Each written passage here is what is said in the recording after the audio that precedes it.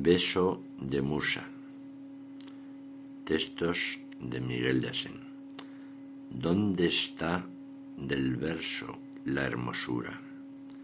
En la rima, en el ritmo del acento, en de hacer melodía su intento, o en la profunda palabra madura, que intuye de su canto la frescura, la voz del ser como mágico evento, instante emocionado de un momento que surge libre de la entraña pura.